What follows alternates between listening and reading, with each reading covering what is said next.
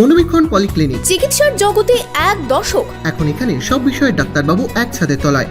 Phone করুন 7477799515 এই নম্বরে। টোল আদায়ের নামে দাদাগিরির অভিযোগ, উত্তেজনা দৌলতাবাদ ব্রিজ সংলগ্ন এলাকায়।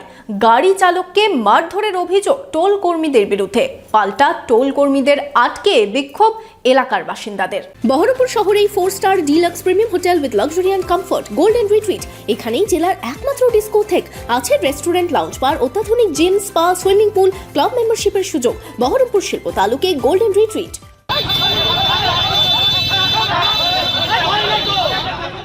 দৌলতাবাদের বালিরঘাট নলিনী বাগচি সেতুতে টোল না দেওয়ায় গাড়ির চালককে মারধরের অভিযোগ টোল কর্মীদের বিরুদ্ধে। শনিবার দুপুরে এক গাড়ি চালক রোগী নিয়ে ব্রিজ পার হচ্ছিলেন। অভিযোগ, টোল দিতে অস্বীকার করায় গাড়ির চালককে মারধর করা হয়। গাড়ির চালককে মারধর করেন টোল কর্মীরা। রাস্তা দিয়ে আসছিলাম, আসার কথা আমাকে বললো ভাই টোল লাগবে। আমি বললাম ভাই গাড়িতে পেশেন্ট আছে, আমাকে ছেড়ে দেন। ভাই বলে সম্মান দিচ্ছি, ঠিক আছে। তো উনি আমাকে বলছে যে তোর বাপের রাস্তা নিয়ে বলছে। আমার গাড়িতে প্রথমে 1 কিল বেরোচ্ছে, গাড়িতে বেরিয়ে এসেছি। বেরোনোর পরে বলছে তোর বাপের রাস্তা নিয়ে বলছে। আমার বাপের রাস্তা হয়ে গেল, রাস্তা সবারই। তুমি তো পেশেন্টটা কোনো ছাড় নাই তা বলছে। আমাকে অমনি 1 কিল মেরে এখানে আমার খাম করে দিয়েছে। ওরা 3-4 জন মিলে আমাকে মারতে এসছে। বা তো আমাদের গ্রামের কিছু লোক যাচ্ছিল দিক দিয়ে, তো ওরা দাঁড়িয়ে আমার ছাড়া গেল কোনোরকম।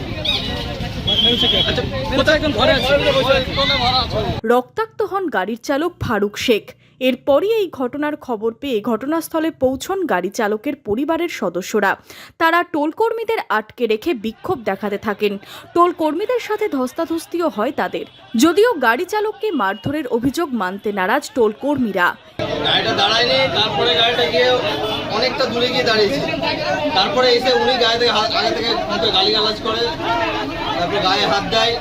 তখন আমরা তখন ওকে ঠেকাতে গিয়ে ওর গায়ে লেগে যায়। এই হচ্ছে এই ঘটনায় উত্তেজনা ছড়ায় এলাকায়। খবর পেয়ে ঘটনাস্থলে পৌঁছয় পুলিশ।